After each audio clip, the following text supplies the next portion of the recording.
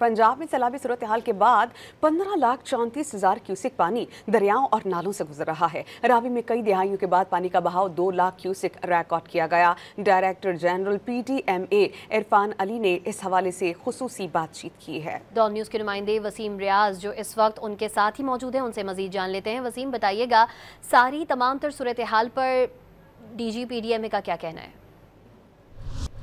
जी बिल्कुल, पंजाब में मौजूदा सैलाबी सूरत हाल के पेश नज़र PDMA के ऑफिस में एक मॉनिटरिंग सेंटर जो है वो बनाया गया है, जहाँ से तमाम मामलात की जो है वो मॉनिटरिंग की जा रही है। इस वक्त जो पंजाब के दरिया हैं उनकी सूरत हाल क्या है, कितना पानी मौजूद है और कब तक इसमें बेहतरी जो है वो मुतवक्की है, इस बारे से बात करने के लिए DG PDMA इरफान अली काठिया साहब हमारे साथ मौजूद हैं। इनसे बात करेंगे। इरफान साहब, सब की बात करेंगे कि दरिया रावी में बहुत ही अरसे बाद, कई दहाइयों बाद जो है वो इतना पानी जो है वो दोबारा देखा गया, तो इस टाइम पोजीशन क्या है, कितना पानी मजीद आ सकता है?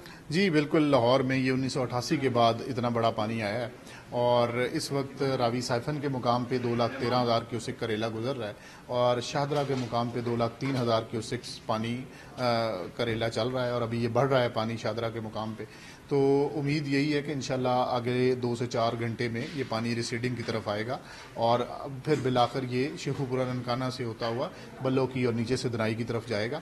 इसी तरह चनियोट और चनाब में की अगर मैं बात करूं तो चनियोट के मुकाम पे इस वक्त 8 से 9 लाख क्यूसेक करेला गुजर रहा है, जो आगे त्रिमू हेड की तरफ जा रहा है और झंग में हमें कुछ खदशात हैं, लेकिन हम पूरी तरह से तैयार हैं। तमाम महकमे, रेस्क्यूअर्स, पाकिस्तान फौज, तमाम अदारे इसमें पूरी तरह से अवाम के जानो माल के तहफ़्फ़ुज़ को यकीनी बनाने के लिए सरगर्म हैं।